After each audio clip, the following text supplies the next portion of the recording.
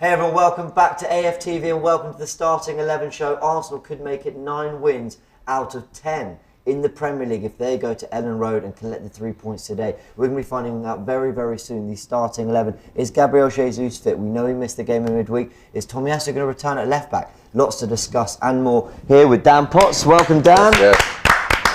And of course, Charlene. Hello. And Sharoy. Hello. And of course, it's not just us. This Starting 11 show and the watch along is powered by NordVPN. Check them out here. Are you invincible when it comes to privacy? Are you invincible when it comes to your internet freedom? Are you invincible when it comes to convenience? Are you invincible when it comes to security? Are you invincible when it comes to speed? Be invincible with NordVPN as they proudly power the AFTV Matchday Live experience. And now, the 2-year plan comes with a huge discount of 4 extra months for free for our fans. Click the link to be invincible.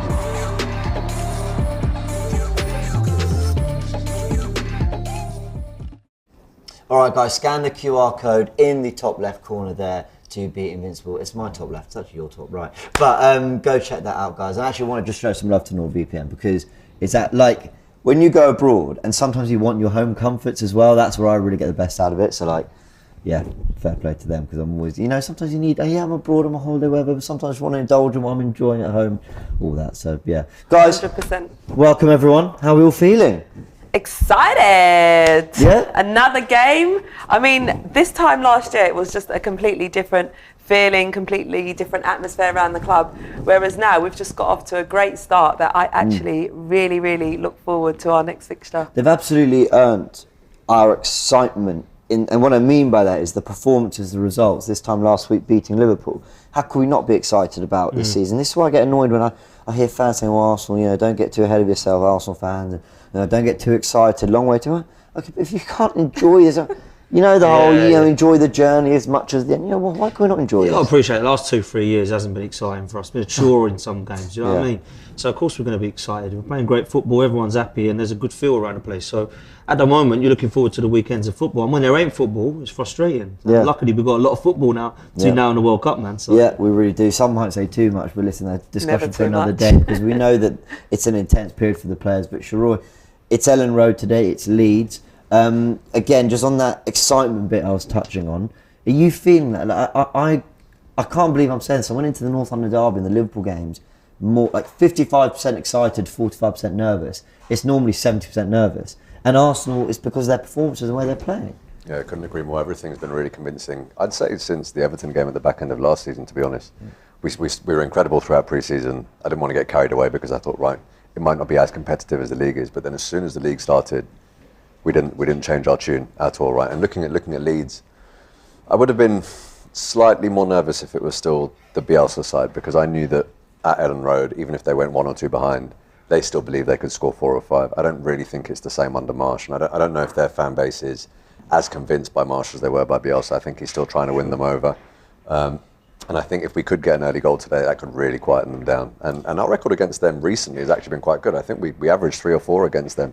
In the last 5 games, or something along those lines, right? And we've been scoring 3 quite regularly this season. So look, there could be goals in it for us today, man. Well, I think the one thing Marsh has done is get that balance a little bit more balanced between, you know, with Bielsa it was, oh, you want to score 60, you will try to score 7, you know, and actually it made them brilliant to watch. He's maybe just, he signed a whole new midfield. You know, you've got the likes of Rocker and Adams who've come in. A couple of other players I like, Brendan Aronson. But there definitely seems a little bit more balance, a little bit more balance about Leeds. And because we didn't have that much time with him last year. I mean, when did he come in, Jesse Marsh? March?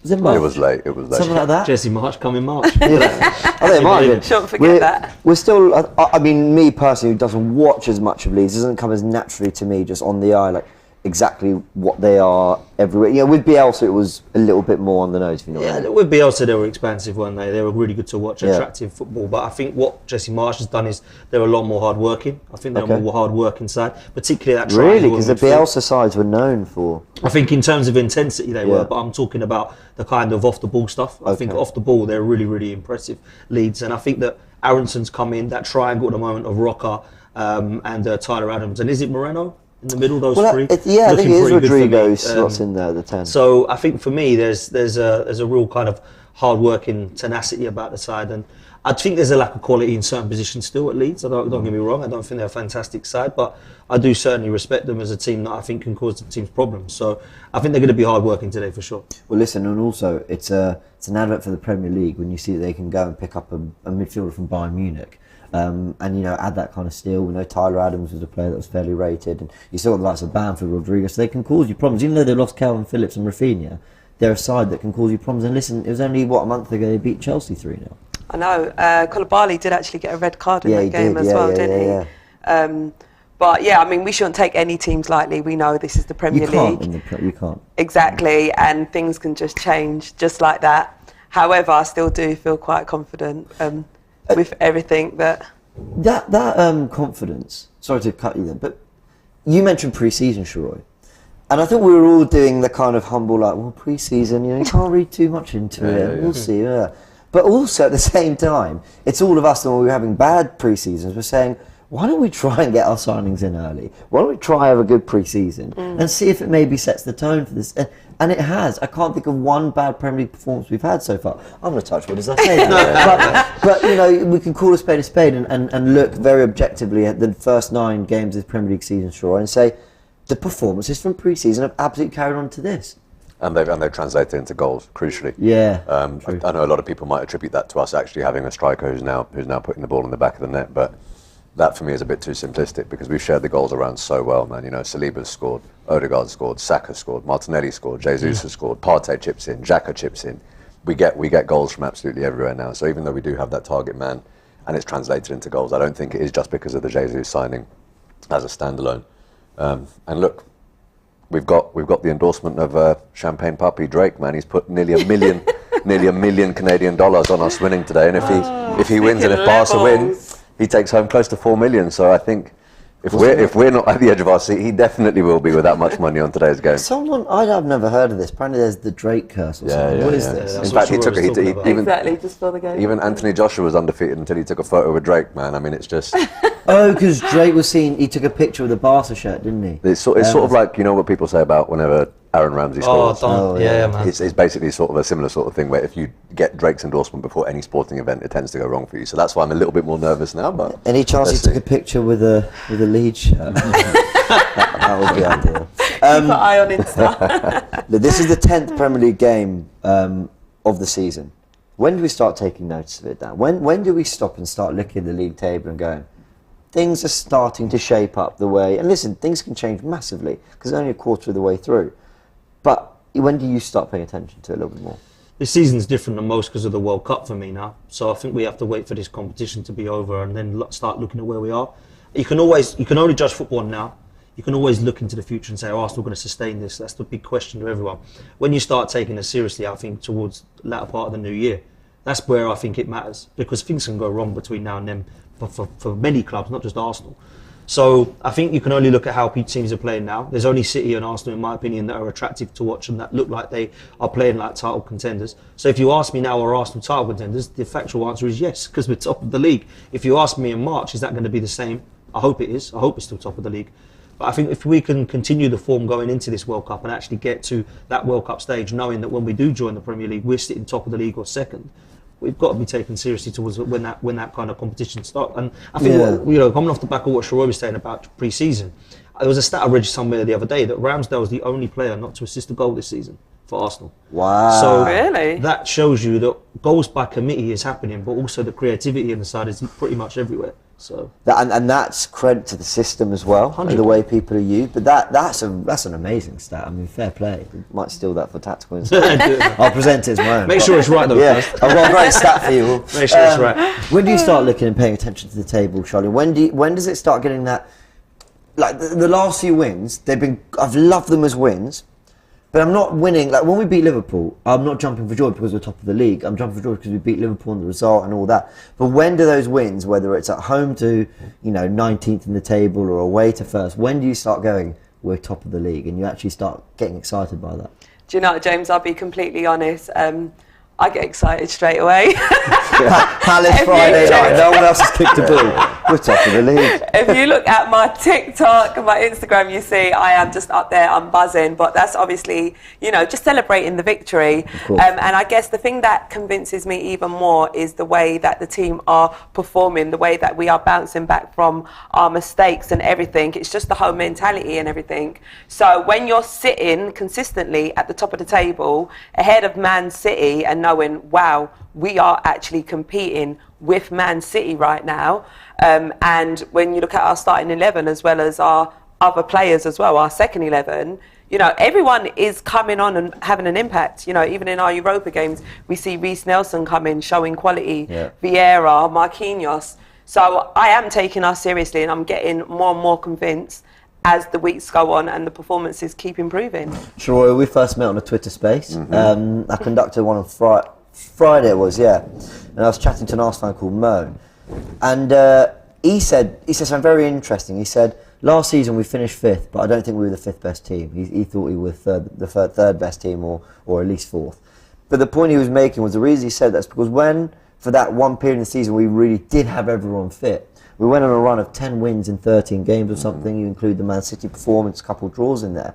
So he wasn't overly surprised that we're able to sustain this kind of form and actually put together the kind of relentless run of results that the likes of only City and Liverpool have actually been putting up the last few years. How much, what do you take from that? Like the fact that you can look at 9 games and go, wow, we've won 8 of them. The biggest thing for me, there are 2 different questions, and people often sort of conflate the two. There's, when do you take Arsenal seriously as title contenders? Sure. And when do you take Arsenal seriously?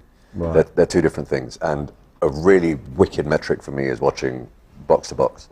Because the predictions at the end of that last year, didn't matter who we were up against, a lot of them felt like they had a sniff. Yeah. You'd get slightly lesser teams thinking, you know what, we might be able to nick it. It's a really good But point. the tone is completely different this year.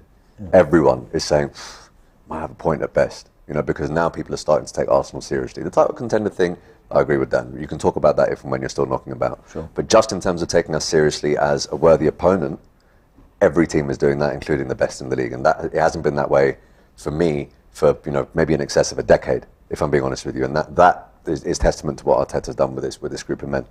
AFC Max with the super chat says, hey Sharoy, with a love heart, how nice. Says, clearly a big fan, says, I'm super confident about this game. I swear James has been nervous since the start of the season, always calling draws. My heart says 4-0 Arsenal, head says 3-0. I'll take either head or heart there.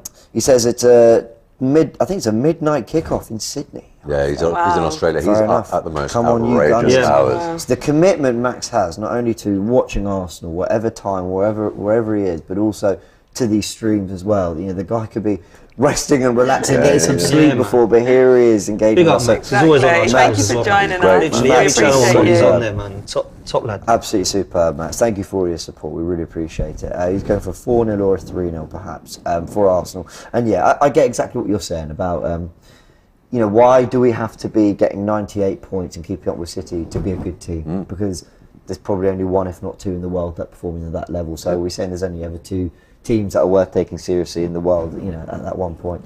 Are we in danger of moving the goalpost a little too much, Charlene? The reason I ask this is, is there, let's say, Arsenal at some point, I'll say this right now, will have a little bit of a wobble. Whether it's they draw 2-3 games, they maybe lose 2 and win 1 and 3, something like that. And it might bring us back down to earth a little bit in terms of the title talk or whatever. Are we in danger of sort of almost losing? Because if we were to lose our next game, we could still look and go, well, that's 8 wins, 3 defeats. It's not the end of the world. Do you fear that maybe it's kind of like we do need to keep a little bit grounded as well with that? In a sense, not really, because this is football. Yeah. We are going to lose games. That's the reality of it. We can't expect to win every single game. There are going to be moments that we lose. I guess the key thing is, how are we losing those games? What is it that happens throughout the game? We've just got to analyse ourselves and think, all right, yep, we lost, but how do we bounce back? And the team have been proven and showing that they can do that, even when we concede goals as well. So, yeah, I don't fear that at all, and I don't think that, that should put a downer on us in any way, shape or form. I've got a super chat from Dave Jordan. I'm going to hold it, because it's part of a wider discussion. People will be seeing it, but I'll get to it. We've got a show. I'm curious now. I know. I know. You can't do that, James. Just dive straight in with Don't it. you worry. I've saved it because it's part of a discussion we've got to have a little bit later. All right, guys, we talked a little bit about Leeds. I was looking at I was just sort of where they rank for certain things compared to other Premier League sides. I think they're 18th for completed passes this season. So, but I think in terms of the actual amount of possession they've had, I mean, they're probably somewhere mid-table. So, you know, we mentioned it earlier. Is this? I mean, sure. How much of Leeds have you seen? Hardly any, aside from what you see on Match of the Day. I'm not going to pretend I sit here and They watch lost them. at Palace last week. Yeah. But we know Palace can sort of. I mean, they've got the players to hurt teams. Yeah. Bamford got some minutes. I don't know if he's meant to be fit, but does he strike you as the kind of striker who can actually strike you as the kind of striker? Okay. That can be a handful for players like Saliba or Gabriel in the way he can drop deep, he can link up, he can also go beyond, a little bit of a poacher. He's added goals since coming to the Premier League. I know he's had his injury problems. Someone you're kind of worrying about? Maybe might get the start. To an extent, but I've kind of got this level of confidence in our defence that I think the old Liverpool side would have had, or the City side currently has, where you're not really worried about what the opposition throws at you. I mean, the reality is, we played Liverpool last week in a game that was a must-win game for them, and their notorious Golden Boot winner was kept extremely quiet. Our defence managed to handle him, and even though they got through once or twice, you're looking at real moments of quality there. And no disrespect to Bamford, but I think that Bobby Firmino, for example, is a far more accomplished player than Bamford. Sure. And then you're looking at Tottenham. You know, we're looking at Son and Kane, arguably the most prolific Premier League pairing that we've seen in recent years, anyway. Did a pretty decent job with them too, right? So I'm as worried about Bamford as I would be any Premier League striker. But looking at Saliba, looking at Gabriel, couldn't care less who starts in the fullback positions because I think they're all adequate, if not better. That's the level of confidence that I want in this back four. The notion that you can still rotate and still have a massive level of confidence in there. All of that is predicated upon those two central midfielders being fit in front of them for me, though. That's the bigger area. Yeah, let's discuss Arsenal because I've got a little graphic I want to show people, and it's actually our average positions. In the 3 away games, we kept clean sheets, and then 3 home games against sides that aren't what you consider the big six and all that, all title challengers. And we've got Leicester, Fulham, and Villa. And listen, it might be me just looking for things. Sometimes when you're looking for graphics and stats, you can find what you're looking for and you can create a narrative. But I'm interested to get people's opinions and your opinion, guys. It looks to me like maybe not quite the Palace game, but certainly with Brentford and Bournemouth, the average positions look a little bit more condensed, look a little bit more tighter. When I look at Leicester, it looks a lot more open. You see how far Xhaka is from Partey in that graphic. Fulham and Villa, similar. There seem to be a lot more spaces, and it's reflecting in the results where we've not kept clean sheets in any of those 3 games at home. In fact, are we yet to keep a clean sheet at home all season? I think so. But away from home, we've been doing the job apart from Man United where they caught us on the counter. Dan, what do you put that to? What are we seeing away from home? What's he doing tactically that's slightly different, that's allowing us to maybe be that little bit tighter? I think generally away from home you're a lot more compact normally, and you try and control and the game a bit more and be a bit more composed. I think you go a bit more expansive at home, and I think the Emirates has probably done that with the crowd, getting them up to go for it and be an attractive style to watch. I think has definitely allowed us to be a little bit open at times at the back. I think with Manchester United we completely set ourselves up to fail in certain parts of that game. We were extremely naive, and I think we need to learn from that. But certainly away from home we've been seriously consistent. I know we only played 4 games. We've got 3 clean sheets in those. So Palace 2-0 win away, Bournemouth 3-0 win away, United we lost 3-1, Brentford 3-0. So last year we lost to Palace, we lost to Brentford, and I remember Eddie Howe teams beating us for Bournemouth. So already we've beaten all 3 of those teams and been a lot more compact. So I think that we've definitely learnt over the years of how we've gone perhaps a little bit foolishly into some of those games. I think we've been a lot more compact, and I think at home I would expect most teams to try and go out for the 3 points, and I think that's probably why we've conceded. Charlie, what are you seeing away from home that's different? Do you think perhaps when we're at home we're just a bit more relaxed as well? Interesting. Like maybe like psychologically we're not quite as switched on defensively maybe? Yeah, and just not tightening up as much. I definitely think at home there's a sense of, you know what, if they score we'll probably get 2 or 3 anyway. Whereas I think away from home there's more of a sense of, you know, if we get a clean sheet, we're winning this. I don't know. I wonder if there's. That's interesting. I'd never thought of it from a psychological perspective. And just even being a bit more confident at home as well, you're just going to feel that bit more relaxed. Sure. Maybe it's down to that. You with that? Tactics aside, I'm just trying to think of the goals that we've conceded at home, and I don't really know if it has anything to do with the space between the players. Because I look at Leicester, Ramsdale shouldn't have really been beaten by Maddison at his near post. I look at Fulham. I'm pretty sure Gabriel just basically tries to wrestle Mitrovic and gets hit. Villa, isn't that the goal they score from a corner? Douglas Luiz goes straight in. They're not really goals where we're being sort of tactically outsmarted. We just screwed ourselves. You know, so I think that was the reason at home, and that might be because we were a little bit too relaxed. But looking at it from a human perspective, if you're playing football and you've got 5,000 people screaming you, urging you to go forward, that's one thing. But at the Emirates, there are 60,000 doing that. So the adrenaline must be sort of, let's go, and that might lead to those gaps. But I don't necessarily think that's why we're conceding at home. Right. Okay. You've made some great points there, both of you. So I think that leans into what Charlene was saying about the crowd and the excitement and all that. Yeah. But you're so right, because I've just been trying to think back to those goals. That the first Leicester goal in that game was a Saliba header, just a freak. The own goal, yeah. Then you've got, the Spurs goal's a penalty. And I know they're openings, but generally we dealt with most things. Yeah. And Liverpool are a quality side that can do that. They scored 2 really good goals, and they're actually ultimately limited to chances in those games, though they played very well in the first half. So, yeah, it's a really good point, actually. It's not like teams are carving us open. We probably feel a little bit more open because we seem a little bit more expansive at home, but at the same time, a lot of these goals feel very avoidable at home. Listen, I think it's a great point from Troy, to be fair, and I think what we look at is the scoreline. You don't look at how we've conceded those goals.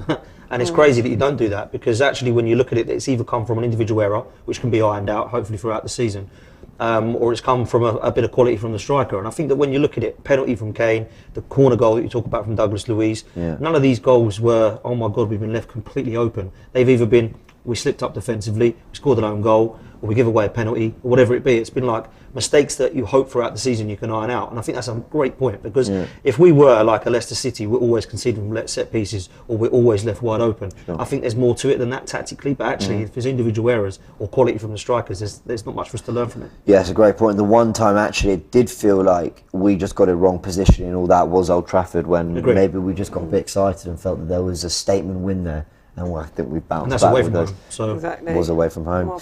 Jonathan, thank you for your super chat. Says top 4 in Champions League is a consolation prize for having gone for the title and missed. We shouldn't be afraid to aim at the title. Come on, you guys. Then he's saying, if you go for the title and you aim big, then cool. It's the worst thing can happen. You'll get top 4. We haven't done that for a few years, and we'll consider go for the bullseye and you might hit the 25, mate. That's what they say. Yeah. The goalpost will naturally move, man. Beginning of last season, all I really wanted as a bare minimum was we need top 6, and I would have said that was improvement. But when top 4 was on, suddenly I was gutted that we didn't get it. Yeah. So if this season we're saying, look, top 4 is the absolute minimum, but something else is on, it's totally natural to be disappointed if you don't necessarily get there. But great point. But for me, in my head, look, if I being perfectly candid, and this isn't me being negative, I do think City are an absolute cut above. I think they are a different level. Yeah. And I'm just focusing on Arsenal right now, as opposed to what's going on around us. If we're the best that we can be, we should be there or thereabouts, and that's good enough for me. Well, of course, they're facing Liverpool a little bit later. Let's go into, the team news. The team news is out in 5 minutes, but a little bit of what we want to see. Now, I'm really sorry.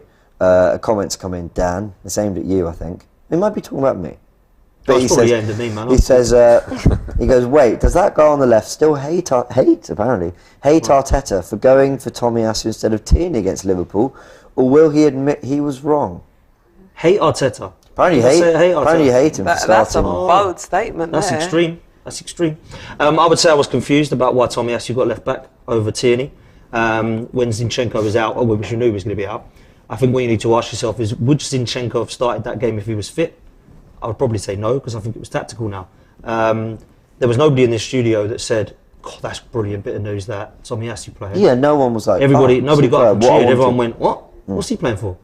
So I think people, because in the past I've made comments about the manager who I've been confused about in parts, I think that's what people are jumping on there. But for me, I think Kieran Tierney is probably the option I go with today. I don't think they have a right midfielder that cuts on his left, if I'm mistaken. And I think that's why he's gone for Tomiyasu, because Salah was going to be a cause of threat. And it was an epic decision. It was a masterclass, or whatever you want to call it. Yeah. For me, I'd go Tierney today, though, personally. Well, Dave, who in the past has given Turkish some heat for being negative. And me. And you, okay. Big time, yeah. He says if Tierney doesn't start, Arteta should be sacked. I feel like that might be a little bit tongue-in-cheek. I think he's trying to... He's putting that towards me, I think, as well. I think that's what it is. That's a classic. So, Sunday afternoon wind up from Dave, isn't it? That's exactly what that is. Yeah. I mean, guys, just sorry, on the back end of that, let's not forget about Tierney's, injury issues. Do you think it could be something down to that? No, that was purely. I mean, Tierney came out and said it was purely tactical. I thought that was a great interview. Arteta took him into it. Loved that. It was fantastic. That's why I loved Kieran Tierney, though. Do you know what I mean? So that clip where he basically says, "Look, he told me, and I was gutted, but I get it." And look how well Tomiyasu. He then goes on to praise how brilliant Tomiyasu was, and like that's exactly what I want you to feel. I want you to feel gutted you're not playing those games, yet proud of your teammates for the job they did. That is ultimate professional. But don't forget, Tomiyasu is feeling exactly the same looking at Ben White occupying his position. Exactly. Yeah. So this is the thing, and Tomiyasu a few weeks ago gave an interview saying, look, I mean, obviously I'm not happy that I'm not playing, but you should see the calibre of people that are playing in front of me. I'm going to improve and I'm going to get my place back. That's what great sides have. How often have we known who's starting if someone's fit? When Kieran Tierney was fit last year or the year before, nailed in, and everyone's bum went when someone else started, right? That's just the way it was, but that's not the way it is now. And there are maybe 2 or 3 more positions where I think we could use that level of absolute depth, but generally we're moving in the right direction. I completely agree. And, I touched on that interview, and I love just the way he came across. But it does raise questions. If that was tactical, then we might see Tierney return today, or Zinchenko if fit, because, again, tactically it will suit what we're going to do. So, on the back of Tomiyasu's performance, he didn't start against Bodo Glimt on Thursday night, which suggests that maybe Arteta was so impressed that he might look to deploy him again in this role. I'm going to go around and ask everyone who they want to see at left back, starting with Dan. I would go Kieran Tierney. I think there's a little bit of disrespect on his name because of his injury record, and I don't quite get why, because I think he's an unbelievable talent. I think he's the most balanced left back we've got, in my opinion. I think defensively and going forward in a natural position, I think he's the best we've got. And I think that if it's tactical for Tomiyasu to come in, absolutely fine by me. Sure. However, I do think that Kieran Tierney, for whatever reason, seems to be brushed aside by some fans now, and I don't quite know why, because I think he's a quality player. And I love everything off the pitch with Tierney as well as on it, and you've just mentioned why, because the interviewer's professionalism is like unbelievably good. So likeable as well. Like I think we all relate to him like that. 100%, mate. 100%. And I think if you look at what he epitomises, everything I want to see in someone wearing an Arsenal shirt. Sure. The professionalism, the leadership qualities, the winning mentality. Class. One of the most decorated player. Sheer class. So yeah, man. I hope Tierney plays today. Rizwan says, I want to see us start to take our chances early and killing games off 60 minutes in these type of games. We need to rotate and rest players where we can. Well, our last Premier League away game was Brentford, I believe, and that was very much that kind of performance. Job done when Vieira puts it in from 25 yards, and it's 3-0 and it's job done. And we brought on Ethan Nwaneri to the disappointment of some for some strange reason. Back to the left back stuff. Who's starting for you? Do you know, fundamentally, I just always want Arteta to make the decision that is best for the team. However, like Dan was saying, naturally, Kieran Tierney is our natural left back. So, yeah, ideally Kieran Tierney. But, if it's best to start Tomiyasu, then I ain't fussed at all. We're going to find out any second who is starting. Who you got, Shroy? Left back. God's honest truth. I don't care. If I trust Mikel Arteta's decision, if he makes the decision, I've seen enough correct calls from him to just back it. I'd be more than happy with Tomiyasu, Tierney or Zinchenko. Well, according to Kai Kainak, Tomiyasu is starting. All right. So we're going to get the news any second. He has hit 1 o'clock. Who do you want, James? Here we go. Well, he's I would have wanted. I got the 11. Now looked at it. You can see his face. This is who's starting. I would have wanted Tierney, but it's Ramsdale in goal. Yeah. White, Saliba, Gabriel, Tomiyasu, Partey, Xhaka, Saka, Odegaard, Martinelli, and Gabi Jesus does lead the line. Okay. So on the bench, Matt Turner. You were talking about his performance, much improved the other night. I thought he was really good, mate. Really good. He's not someone that's been convincing, in my opinion, first few games, but it's early days. But he was really good on Thursday, I thought. My man of the match. No, easy for me, So Turner, Tierney, Cedric, Holding, Lokonga, Vieira, Nelson, Marquinhos, and Nketiah. Is there anyone there? Why do I feel like someone's missing? Like, it's because we're always missing ESR. Okay, Zinchenko, Smith Rowe, yeah, two big players there. But look, that's pretty much the 11 I would have expected. Same as last weekend, didn't it? When he hasn't changed it. So. Yeah. And fair play, you can't sometimes just don't change a winning side. Do you know what I mean? That's the way he's looked at it, I think, now. It worked so well for him at the weekend. I'll keep it the same. So fair play. And, Tomiyasu has done nothing wrong last weekend to be like, do you know what? you were good just for this game, but I'm gonna shoot you out. I would have picked Tierney, but you can't sit there and go, oh my God, why is he playing? Because he was fantastic for me. It is difficult, guys. I really want to make this clear. This is not a criticism on the manager or the players involved or anything. It's purely an observation. I know. I hate Arteta, apparently. Don't question how much you hate the manager. If you're Tierney and you know that the change has been made for tactical reasons, and then against Leeds, again, might purely be tactical, but it will be that Tomiyasu played so well that he feels he's earned his spot. That might be a little tough for Tierney, because it's like, I'd have been playing this game probably if it weren't for the tactical switch last week. But Tomiyasu excelled so much in that tactical switch that it's like, well, we'll stick with it because that was such a great performance, especially in the second half. It's all of the attitude of Kieran Tierney now, isn't it? Because if you're a Mesut Ozil, you're going to throw your toys in the pram, you're going to throw baby in the corner, and you're going to say, look, I'm really had enough of this now. But actually, when you're Kieran Tierney, he's probably thinking, I've got to fight back into this side. I'm happy to do it. I've had to do it before with Zinchenko. I've probably had to do it before in most of his career with Scotland and for Celtic as well. So I look at it, and I don't think it's bad at the moment. I will say, however, if it gets to a stage where Tomiyasu is not looking so good and he carries on playing, then perhaps you can have that conversation. But at the moment, that's not the case. I think Tomiyasu was so good last weekend that Arteta's just thought, I just can't drop him. I'd like Arsenal to have different things up their sleeve when they're attacking. We know at the moment, without me getting into the whole boring tactical stuff, we know it's all about Martinelli hugging the touchline, inverted fullbacks, all that, I get it. But Tierney offers so much on that overlap, whether he knocks the ball past the fullback and whips into the box, whether it's just the overlap to stretch the pitch or whatever, and his engine to get up and down. I do hope we see things, and it might be when Smith Rowe's back and occupies that left-hand side because he's more of a number 10, but I do hope we see Arteta mix things up tactically and use Tierney for that overlapping kind of stretching the pitch, because Zinchenko and Tomiyasu is brilliant. They don't do that anywhere near as good as Kieran Tierney does. What do you think, Charlie? Do you know what? I actually like this, and the reason why is because we're unpredictable now. We as fans don't even know who's starting. So when you've got other oppositions that are, analysing us and trying to prepare when they're coming against us, they don't know what we're going to do. Yeah. So actually, I rate Mikel Arteta massively for this. That's so true, actually, because if you're Leeds, you're probably a bit like, well, you're going to be preparing for what Arsenal might do tactically, and Tierney does offer a very different problem to Tomiyasu. And it's little things. How often do we see strikers, especially ones that have presence, like Bamford, we see Tony do it, they'll peel off to the fullbacks. They think they're going to have more joy. So suddenly, if you know Tomiyasu's starting, that might be a different tactical setup you go for. Whereas if it had been Tierney, you might think you're going to win those battles aerially a little bit better, even though Tierney's good in the air. Shall you second, what Charlie was saying there? Yeah, definitely, man. And I think Tierney not playing today, he's going to have the bit between his teeth, and he's probably definitely going to start against PSV in the next few days, right? And that game is also a very important game, not least because they're probably our closest competition in the group, but I'm pretty sure they just put 5 past Zurich. They're not a bad side at all, right? So if we were looking at this before the season, we would have said, of course, the Premier League is the most important and it's the pinnacle. But if we're looking for a viable route into the Champions League, we have to place great emphasis on the Europa League too.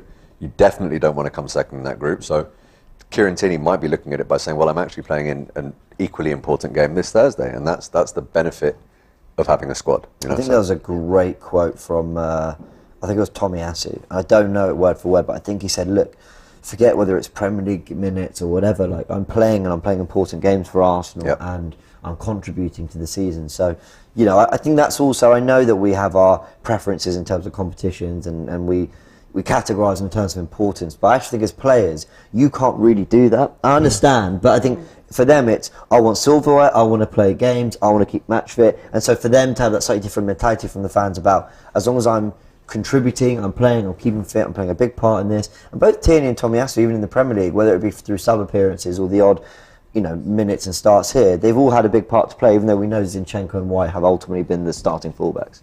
I think there's a difference as well between alternatives, because every club has alternatives. If you ain't got your first left back out, you get your second left back in. I think the versatility, other than Man City, I think we're right up there at the moment in certain positions. Where I question it is we need at the back four that versatility to be across the pitch. And I think that's what's really important moving forward now in the next couple of transfer windows, is that we have that, because we've already talked about Zinchenko, Tierney and Tomiyasu. We've spoken about Ben White. And I think when Tomiyasu's playing, Ben White was overlapping so well and causing havoc for me. He didn't do that when Tierney's or Zinchenko are playing. Ben White's the one that's more disciplined. So when Tomiyasu's playing, it's the other way around. Okay, and I think Ben White's now starting to do that. So for me, that'll be interesting today to see how far Ben White can get forward to help Saka, because I feel like sometimes we need that. And I think Yeah. Saka is left on his own and sometimes has them 2-3 men around him. And that's why causing havoc with Ben White going forward has been fantastic. So be interesting to see that today. No one's even talking about Cedric now, the forgotten man in that fullback position. You know, where's he going to play? Bless him. Yeah, exactly. I still quite like Cedric. I Despite like everything, I Cedric, still quite yeah. like No, him. but where does he get looking?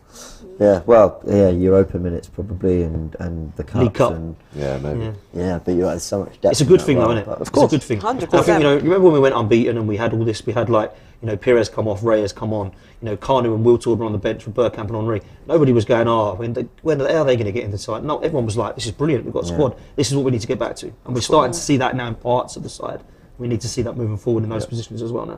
We've got some score predictions coming in. Adonai says Arsenal 4-0. That is my score prediction. Cornelius says 2-1 to Arsenal. 3-1 says Jack Robinson. Tomiyasu is our best defender, hands down, says Shakil. I do think his one-on-one defending is immense. Same here. Absolutely immense. Same here. Dan, one for you here. Hi Dan, your opinion on Kieran Tierney is spot on. Cannot agree more. Shame about Tierney not starting. Strong 11, however, says Semtex. So yeah, and I think that is alluding to the point you were making about the disrespect. That kind of sort of now because he's not doing the inverted. I don't think the quite manager's giving him disrespect. No, I think the manager people will loves jump on him. that if I say that. Yeah. But I think some of the fans have started to go, yeah, he's injured all the time. Let's not worry about him now. Sure. And I think that's foolish for me. I think he's a quality player. Dave goes, Arteta's arrogant. Why not consult Dan on selection? Well, he gave you a ring, didn't he, Mikel? Yeah. He does quite a lot actually. Yeah. What do you He think I watches should these go watch-alongs. He gives me a buzz. He says, right, Dan, I've listened to you about this. Yeah. I've decided to go Tomiyasu. I'm sorry. Don't fall out with me. Raphael says Arsenal 5-1. Jesus with a hat-trick. Midday game in Australia. You Australian fans are amazing. You fans around Legends, the world who get up at all sorts of times. And I did it. I was in Thailand in March. And I got up for which game? Palace battering. I remember you said your battering. Oh my God. 2 till 4 a.m. And I went to bed. Oh bless. I remember poor Emma was asleep. She woke up. How's the game? I don't even talk to me. I'm going to sleep. I can't believe I actually woke up. Wow. But I get it. It's hard. And sometimes you're going to wake up and you're going to get Liverpool last week, and sometimes you're going to get up for those early games and you're going to lose 3-0. They don't know what they're going to get, but they get up and they support. No, fair play to him. Exactly. Massive fair play to them. What have we got here? Dwayne says, hi, James. Tommy at left centre-back and Tierney at left-back is what he'd like to see. I think Tommy absolutely has a future as a centre-back. Great in the air, good on the ball. What more could you... Yeah, a lot of people say that. I think Gabriel this season has been a little shaky and he's had some mistakes. I think what I will say about Gabriel is the reason I don't put him in like the Mustafi bracket and the Stepanovs bracket is because the rest of his game is pretty flawless in terms of his defending. He has got that, mistake in him, and I think if he irons that out, I'm a big fan. I like him, man. I can't lie. I like Gabriel, and I think the last 2 seasons we've had has been really good. And I think it would be a bit harsh to say, right, you're coming out now. Tomiyasu's going in. Now, if he keeps doing the same mistakes throughout the season, I can understand why people would perhaps justify that. But for me, I'd keep it the way it is. I think you need that defensive. Saliba, you can't have 2 Salibas.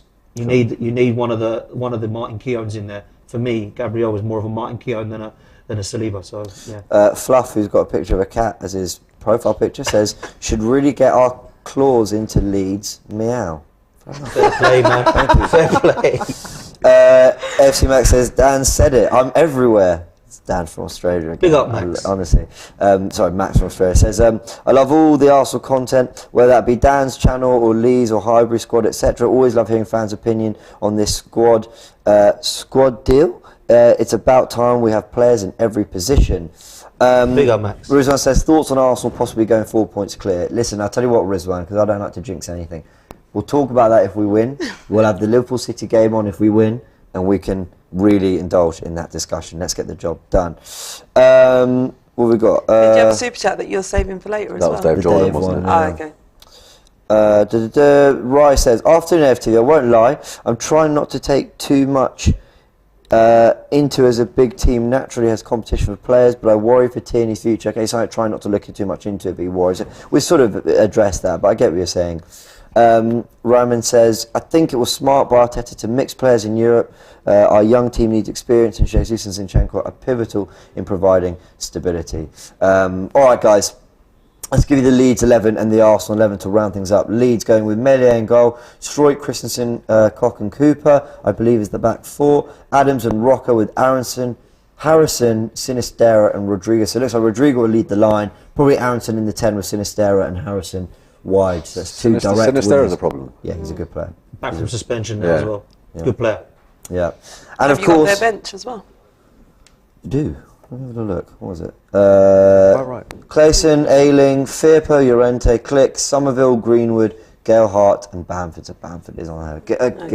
They got some players that can come Yeah. in. Yeah, they have. Yeah. Every Premier League bench I look at, I go, it's better than ours. No, I'm joking. It's not better than ours. But I'm like, it's good. Yeah. It's a good bench. Let's remind ourselves of the Arsenal 11. It's the same as last week's against Liverpool. It's Ramsdale in goal. It's Tomiyasu at left back with White. At right back, Gabriel, and Saliba at centre back.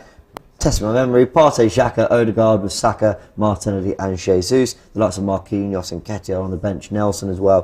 Fabio Vieira, who we might see as well, especially if we're needing a goal. And he did some great stuff against Bolo at home. A little quieter away, but hopefully we'll get some minutes again today. All right, guys, we're going to leave it there. Again, a big thanks to NordVPN who are powering the AFTV Matchday experience. And before we leave you, we've got a message from Robbie. Hear him out here. Coming soon, the AFTV Metaverse, where any fan, wherever you are in the world, can have their say. Powered by NordVPN, making you invincible for the AFTV Matchday experience.